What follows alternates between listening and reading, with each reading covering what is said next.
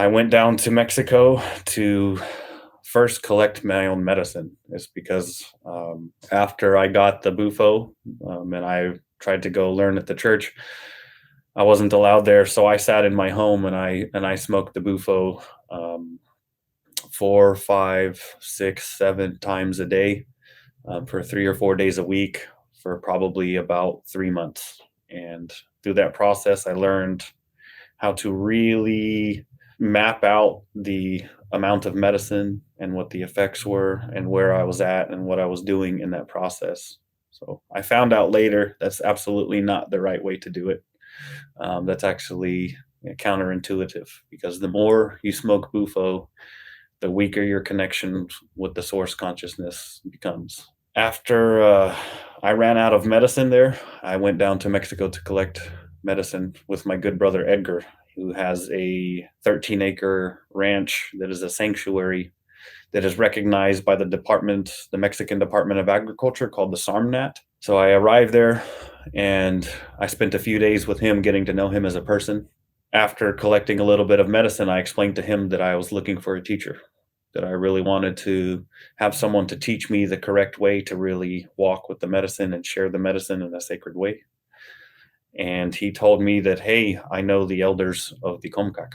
We ended up driving down the very next morning to go meet the elders of the Comcac, and I had a ceremony with them, and they asked me to stay. They asked me to stay with them for several weeks and to be with them and to go through a fast and a vision quest in search of a shamanic connection inside myself. So through that process, I spent 4 days on Shark Island, which is a reservation island of the Comcac in Sonora. And I spent 4 days with no food and one bottle of water. That process taught me that I don't need anything besides God to stay alive. I don't need anything but God to provide for everything. As much as we try to control things and try to be, try to look out for ourselves, nothing happens without the creator and without God. So through that fasting process, I learned to put all of my faith in God and to trust my own ability. And I made it through those 4 days. It was a really difficult process for me. It was really scary, especially hearing that the gentleman before me who went through this process ended up in the hospital. So that almost made me not want to go and do it, but I still did it anyway, and I made it through.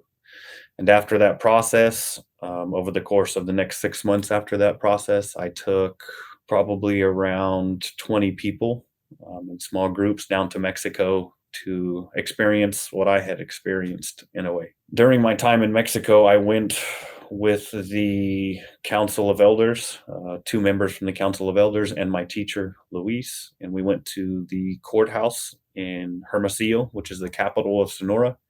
And we founded a civic association, a religious civic association, based on the religious beliefs of the Comcac, using their history and their lineage of shamanic practices in conjunction with the 5-MeO-DMT to firmly state in a very recorded way that's undeniable that the 5-MeO-DMT is the sacrament of choice and how the Comcac and their shamanic practice connect to God and Source.